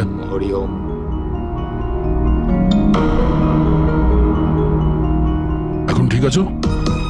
কারা আপনারা? সিআইডি। বেনিতের শেষকৃত্যে দেখা হয়েছিল আমাদের। তুমি আগুনে ঝাঁপাতে যাচ্ছিলে, আমরা তোমাকে আটকেছিলাম, মনে আছে? ঝাঁপ দিতে যাচ্ছিলে, আমরা তোমাকে। এবার আপনাদের আমাকে আটকানোর বা বাঁচানোর কোনো দরকার নেই। যতক্ষণ বিনীতের খুনি ধরা না পড়বে, তোমারও প্রাণের সংশয় আছে। আচ্ছা, একদম ঠিকঠাক বলো, ওই 12 জন রোগীর মৃত্যু কি তোমার গাফিলতিতে হয়েছিল? খবরদার বলছি, আমার ওপর এরকম নোংরা আর মিথ্যা অপবাদ দেবেন না। আমি নির্দোষ, আমার জন্য কেউ মরেনি। শান্ত হও, শান্ত হও। রাজাকে অনেক কষ্টে শান্ত করেছি, ওকে ডাকাবেন না। আপনি কে? আমার নাম শ্লোক। আমি রাজাকে এই খারাপ সময় থেকে বার করে আনবার চেষ্টা করছি। ও, তার মানে আপনি সাইকিয়াট্রিস্ট? সাইকিয়াট্রিস্ট নয়, সাইকি, মিডিয়াম। এই জগৎ আর অন্য জগতের সঙ্গে একটা সেতু ভেবে নাও।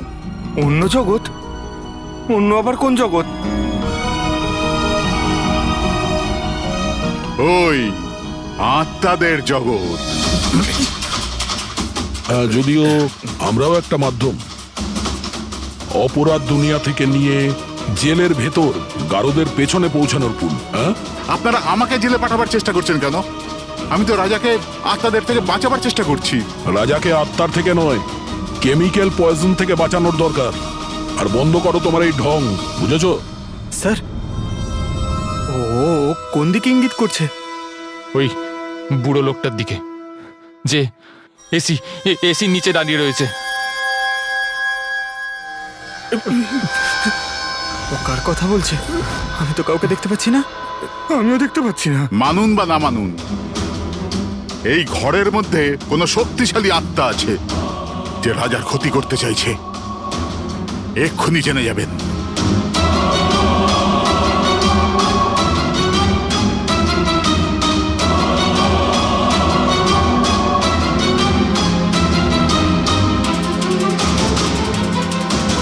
মিটার দিয়ে আত্মা দেখা যাবে?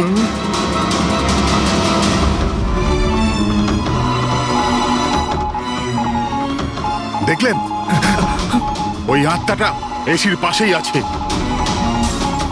আমার ইএমএফ মেশিন মিথ্যে বলবে না।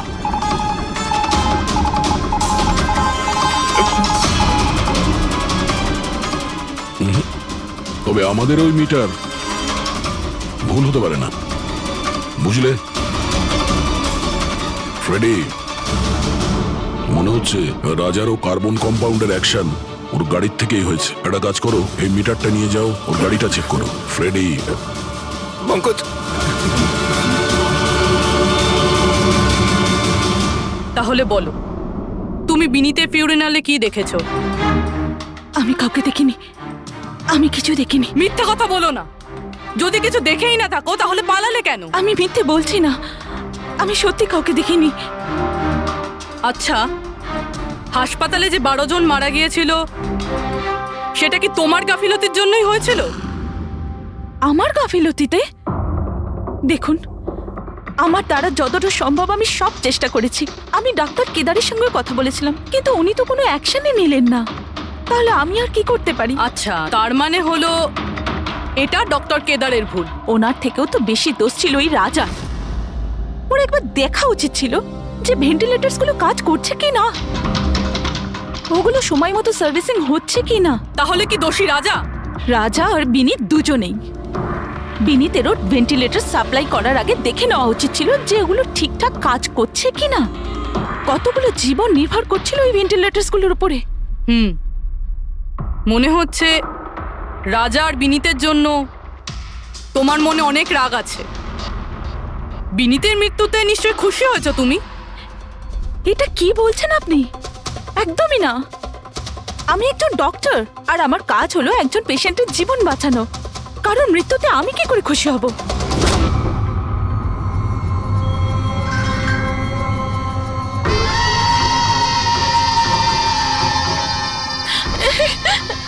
ও আবার এসে গেছে, আবার এসে গেছে। কিন্তু কিন্তু এখানে তো কেউই নেই। আরে এখানে কেউই নেই। দেখো, তুমি ভয় পেও না। যত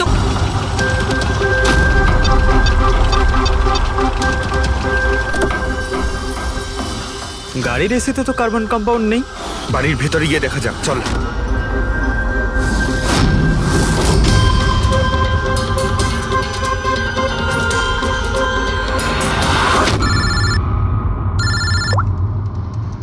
হ্যাঁ পূরবী, মেহেকের বাড়িতে কোনো কেমিক্যাল পাওয়া যায়নি? ঠিক আছে, যতক্ষণ ওই খুনি ধরা না পড়ে ততক্ষণ তুমি ওর সামনেই থাকো, ঠিক আছে? স্যার, হ্যাঁ, কার্বন কম্পাউন্ড এখানে কোথাও নেই। কোথাও কোনো কেমিক্যাল পাওয়া যাবে না। বিজ্ঞানের জগৎ আর কেমিক্যালের জগতের বাইরেও আর একটা জগৎ আছে, মানুন অথবা না মানুন। চুপ, মুখ বন্ধ। যতক্ষণ বলতে না বলবো মুখ খুলবে না। রাজাবাবু, আপনার ভয়ের কোনো কারণ নেই, আমরা আছি এখানে। যতক্ষণ না ওই খুনি ধরা পড়বে সিআইডি আপনার সঙ্গেই আছে। আমার সিআইডির দরকার নেই, ইনি রয়েছেন না আমার সুরক্ষা করার জন্য। আরে এটা কিভাবে সম্ভব? না রাজার বাড়িতে কেমিক্যাল পাওয়া গেছে আর না মেহেকের বাড়িতে পাওয়া গেছে। এটা কি করে সম্ভব? স্যার, আমরা রাজার বাড়িটাকে ভালো করে চেক করেছি, এক একটা কোণা দেখেছি, ওই গাড়িটাও চেক করেছি, কোথাও কিছু পাওয়া যায়নি। হ্যাঁ, কিন্তু দয়া, যদি কোনো কেমিক্যাল ব্যবহারই না হয়ে থাকে তাহলে রাজা আর মেহেকের হ্যালুজিনেশন হলো কি করে? কোনো তো একটা কারণ থাকবে। আর স্যার, যেভাবে বিনীতের কারের এসিতে কেমিক্যালের ব্যবহার করা হয়েছে, এটা কোনো আনপ্রফেশনাল কেউ করেছে বলে আমার মনে হয় না। একটা কাজ করা যাক, যারা মারা গেছে তাদের বাড়িতে দেখো, হয়তো কেউ থাকতে পারে যে কেমিক্যালের বিষয়ে খুব ভালো করে জানে, বা কেউ কেমিক্যালের এক্সপার্ট। আর হ্যাঁ, হসপিটালের ওই স্টাফকে ডাকো। চিফ নার্স যে আছে না, হেড নার্স পরিণীতা, আর হেড টেকনিশিয়ান শেখর, আর মালিক কেদার, তিনজনকেই ডাকো। দেখা যাক।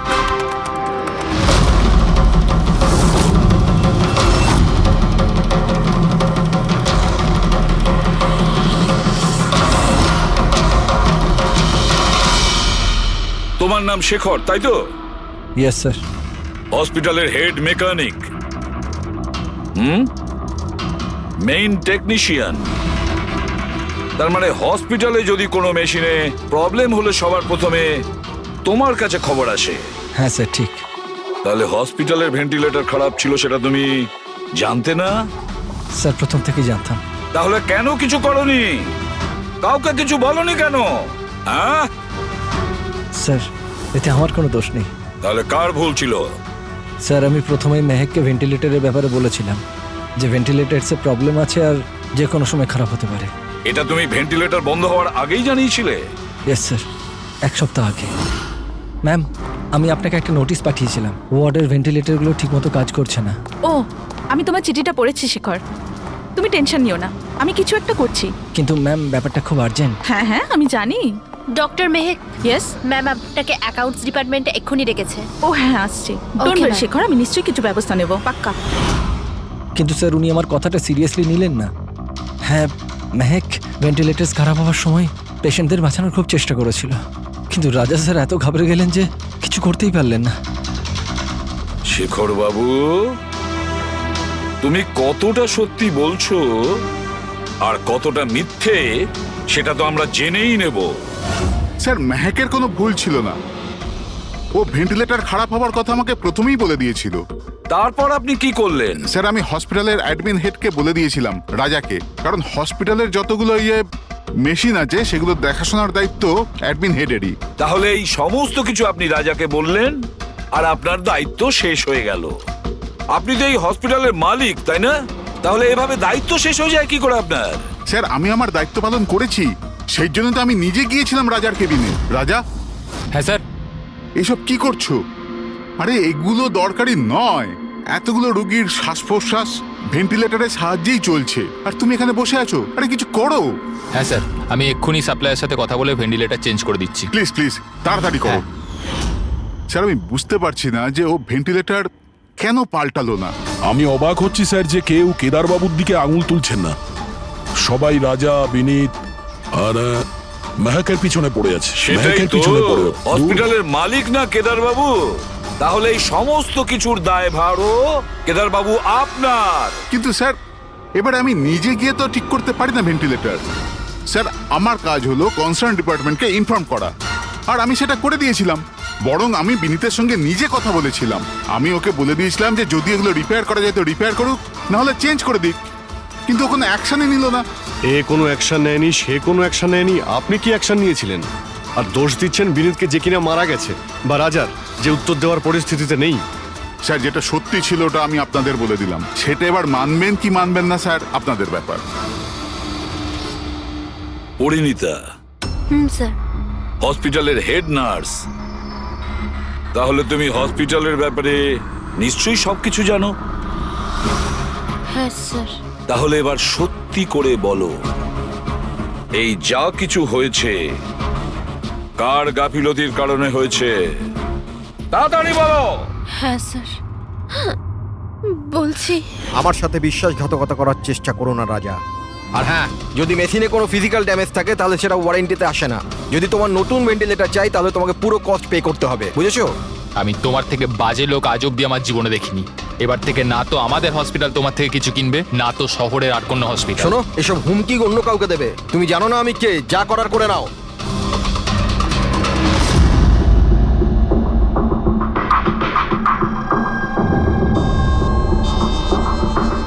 এই যা কিছুই হয়েছে এই রাজা আর বিনীতের ঝগড়ার কারণেই হয়েছে। দুজনের ঝগড়াতে স্যার এতগুলো লোকের প্রাণ চলে গেল। তবে নতুন ভেন্টিলেটরের ব্যবস্থা রাজার করা উচিত ছিল। স্যার, এই রোগীদের পরিবারের মধ্যে 3 জন এমন আছে যারা কেমিক্যাল ইঞ্জিনিয়ারিং করেছে। আচ্ছা, 3 জন? তাহলে ওদের ঠিকুজি কুষ্টি বের করো, দেখি কি আছে।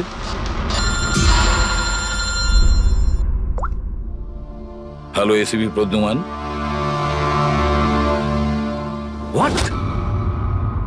ঠিক আছে, আমরা এক্ষুনি পৌঁছচ্ছি। কি হয়েছে স্যার? রাজা মারা গেছে।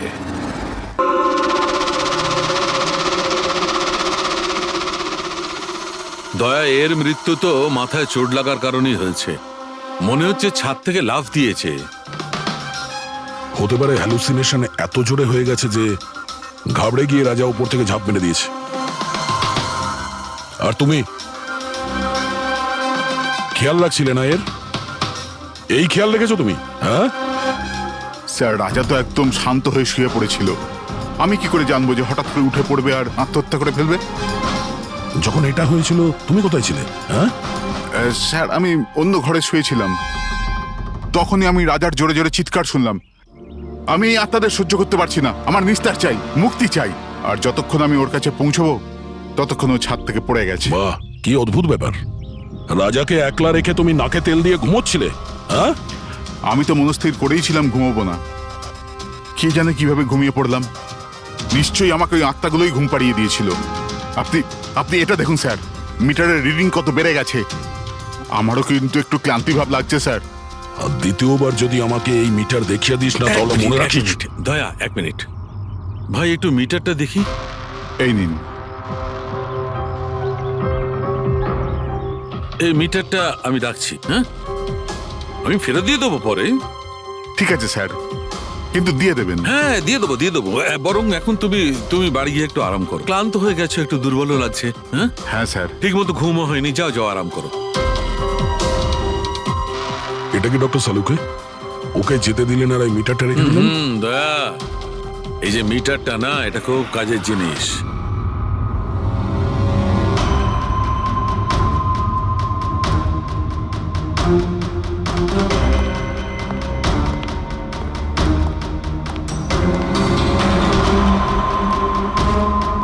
এই ঘরটা চেক করছি। হ্যাঁ ডক্টর, নেই। ওপরে যাওয়া যাক।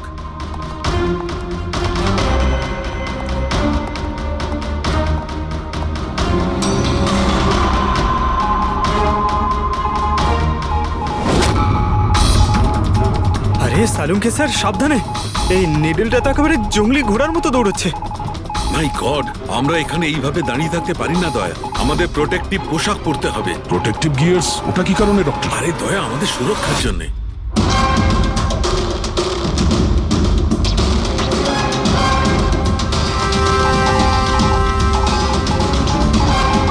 এই দেখো, সবচেয়ে বেশি মিটার রিডিং এখানেই পাওয়া যাচ্ছে, এই এসিটার নিচে। মনে স্যার ওই পঙ্কজ, খবরদার খবরদার যদি আত্মার নাম নিয়েছো। স্যার, এই মিটারটা কোন দিকে ইঙ্গিত করছে? বলছি বাইরে চলো, বাইরে চলো।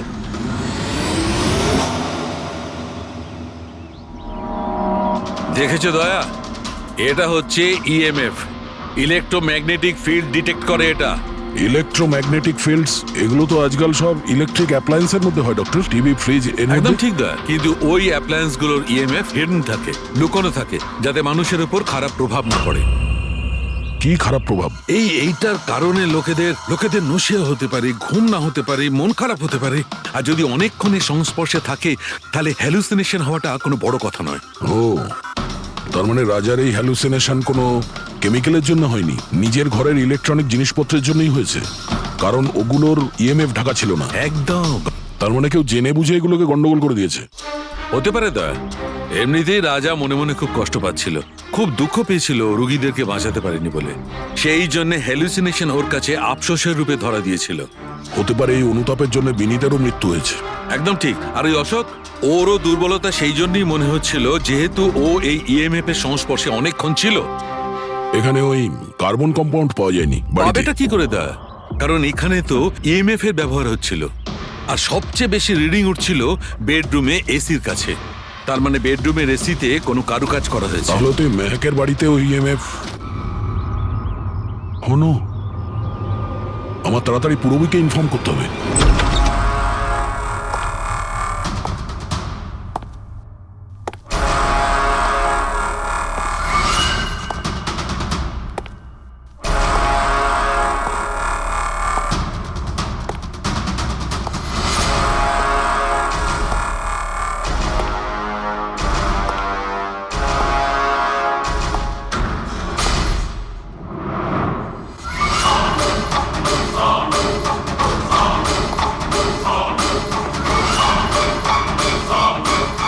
আমাকে একবার মেরে শান্তি হয়নি তোমার? আমাকে আবার মারতে এসেছো?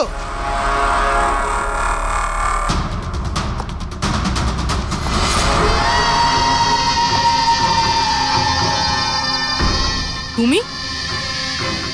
আমি তোমাকে সেলফ ডিফেন্সে মেরেছিলাম, আর তাছাড়া তুমি একজন অপরাধী। অপরাধীদের কি পরিবার থাকে না? তোমার জন্য আমার মেয়ে অনাথ হয়ে গেছে, আর এই রক্ত দেখছো, সব তোমার জন্য। আমি আর তোমাকে ছাড়বো না। দেখো, আমার কাছে আসবে না, আমি কিন্তু মেরে দেবো। আমি তোমাকে ছাড়বো না। আমার কাছে আসবে না, আমি কিন্তু বলছি মেরে দেবো। আমি বলছি আমার কাছে আসবে না, আমি মেরে। পুরবী, কি করছো তুমি? ছাড়ো এটা। স্যার, ওই লোকটা। কি? স্যার, এখানে। স্যার, ওনাকে ধরুন, উনি আমাকে মারতে চান। এক মিনিট, আগে এখান থেকে বাইরে চলুন। তাড়াতাড়ি চলো, প্লিজ তাড়াতাড়ি, প্লিজ তাড়াতাড়ি, ফার্স্ট। এই হলো সেই তিনজন যাদের সম্পর্ক কেমিক্যাল ইঞ্জিনিয়ারিং এর সঙ্গে আছে, সুহাস, দীপক আর কিশোর। খুনি এদের মধ্যে যে কেউ হতে পারে। না অভিজিৎ, কারের এসিতে কেমিক্যাল ফিক্স করাটা অন্য ব্যাপার, আর ইলেকট্রোম্যাগনেটিক ফিল্ডকে এত চাতুর্যের সঙ্গে ব্যবহার করাটা অন্য কথা। আমার মনে হচ্ছে ও এমন একজন লোক যার সায়েন্সে, মেডিকেল সায়েন্সের উপর খুব ভালো দখল আছে, হয়তো কোনো ডক্টর অথবা সায়েন্টিস্ট। যেই করুক, সে ইলেকট্রোম্যাগনেটিক ফিল্ড ভালো মতন ব্যবহার করেছে, যাতে মেহেক আর রাজা, ওরা দুজনেই যাতে ইএমএফ এর সংস্পর্শে থাকে। হতে পারে হসপিটালে ওরা দুজন নিজেদের কাজ করছিল, তখনও এই ইএমএফ ওখানে উপস্থিত ছিল। তাহলে স্যার হতে পারে হসপিটালের কোনো মেশিনের সাথেও গন্ডগোল করা হয়েছে। নিশ্চয়ই দয়া, নিশ্চয়ই। আর এটা ওই করেছে, হসপিটালের ভেতরেরই কেউ। তাহলে এই হলো সেই জায়গা যেখানে মেহেক আর রাজা বসতো। হ্যাঁ স্যার। আর কে কে যাওয়া আসা করতো এখানে? স্যার শুধু স্টাফেদেরই ভেতরে যাওয়ার পারমিশন ছিল, তাও যদি কোনো কাজ থাকতো তাহলে। মানে বাইরের কেউ এখানে ঢুকতেই পারতো না? না স্যার, এমনকি রুগীদেরও এখানে ভেতরে আসার অনুমতি ছিল না। তার মানে তো এটা বোঝা গেল যে স্টাফেদের মধ্যেই কেউ, মানে আপনাদের মধ্যেই কেউ একজন খুনি। এ আপনি কিভাবে বলতে পারেন? এটা আমরা বলছি না, এটা এই ইএমএফ মেশিনটাই আমাদের সবকিছু বলে দিয়েছে। আর এই ইএমএফ মেশিনের হিসাবে এই এসির সাথে কোনো গন্ডগোল করা হয়েছে। তার মানে রাজা আর মেহেককে মারার চেষ্টা করা হয়েছিল, কিন্তু বেচারা রাজা মারা গেছে। এসির সাথে গন্ডগোল? কি বলছেন আপনি? আমি তো কিছু বুঝতেই পারছি না। এই কথাটা এই রুমে থাকা শুধুমাত্র সেই বুঝতে পারবে যে নিজেই খুনি। আর ও আজ এখানে প্রোটেক্টিভ গিয়ার পরে এসছে, যাতে ইলেকট্রোম্যাগনেটিক ফ্রিকোয়েন্সিতে তার কোনো ক্ষতি না হয়, তাই তো? কি সে?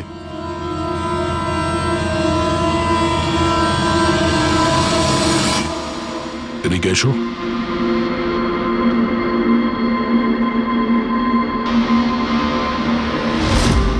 ফ্যাশন সেন্স তো তোমার খুব ভালো, শেখর। জামা কাপড়ের ভেতরে এই সুরক্ষা কবচ। দেখো, তোমার সমস্ত প্ল্যান আমরা জেনে ফেলেছি, তোমার ব্যাপারে সমস্ত খোঁজ খবর নিয়েছি। তুমি এখানকার এমন একজন টেকনিশিয়ান যে এসির সঙ্গে কোনো গন্ডগোল করতে পারে। এখন তাড়াতাড়ি বলো, কেন করেছো তুমি এসব? আমি করেছি এসব। আর কি ভুল করেছি আমি যদি মেহেক, বিনীতা, রাজার ওপর অভিযোগ লাগিয়েছি। তো এদের জন্য 12টা পেশেন্টের মৃত্যু হয়েছে, যেটা আমি দেখতে পারিনি। তারপর আমি ভাবলাম যে এদের এরকমই মৃত্যু দেবার প্রয়োজন আছে, যেভাবে 12টা পেশেন্ট মারা গেছে। সেই জন্য আমি এমএফ আর কার্বন কম্পাউন্ডের বিষ ব্যবহার করেছি ওদের মারার জন্যে, যাতে এদেরকে এমন মৃত্যু দিতে পারি, মৃত্যু নয়, একটা ভয়ঙ্কর মৃত্যু। এটাই আমার ন্যায় বিচার। শাস্তি দেওয়ার অধিকার শুধুমাত্র আইনের আছে, অন্য কারো নয়, বুঝেছো? তুমি জানতে যে এই কেমিক্যাল ব্যবহার করলে ওদের হ্যালুসিনেশন হবে, ওই মারা যাওয়া রোগীগুলো ওরা সামনে দেখতে পাবে, যার জন্য ও পাগল হয়ে যাবে, তাই তো? কিন্তু আমি আমার লক্ষ্য পূরণ করতে পেরেছি। যেরকম মৃত্যু আমি চেয়েছিলাম দিতে, সেরকমই মৃত্যু বিনীতা রাজাকে আমি দিয়েছি। কিন্তু দুঃখের ব্যাপার, মেহেককে আপনারা শেষ মুহূর্তে বাঁচিয়ে নিলেন। সফল তো তুমি তখন হতে যদি তুমি কোনো অপরাধ না করে ওদেরকে শাস্তি দিতে। তোমার আর ওদের মধ্যে কি পার্থক্য রইল? এখন তুমিও একজন খুনি, তবে তুমি কি শাস্তি পাবে সেটা এখন আদালত ঠিক করবে। অনেক ক্ষেত্রে তো এরা কয়েক মাস ধরে নিজের শিকারের ওপর নজর রাখে, আর যখনই সুযোগ পায় ঝাঁপিয়ে পড়ে আর মেরে ফেলে। এই কারেন্ট কি করে চলে গেল?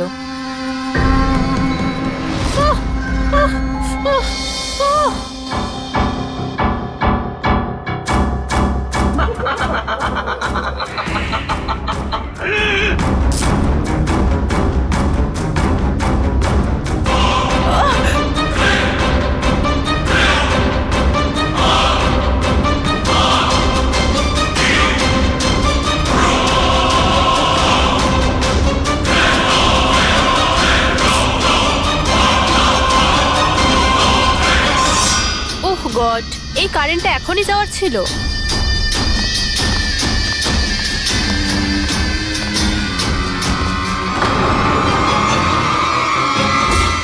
কে?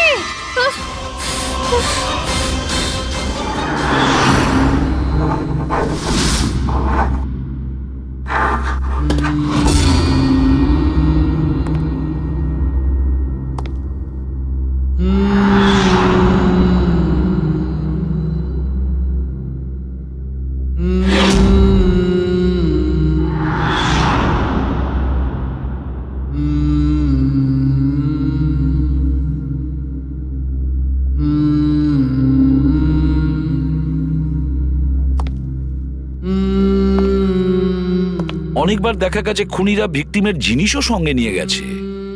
ভিকটিমকে খুন করার পরে হয়তো নিজের জয়ের মেডেল ভেবে। যে কোনো জিনিসই হতে পারে। কোনো মহিলার ঝুমকো দুলও হতে পারে, বা আংটিও হতে পারে, আবার কোনো নখও হতে পারে, এমনকি ভিকটিমের চুলও হতে পারে, মাথার চুলও।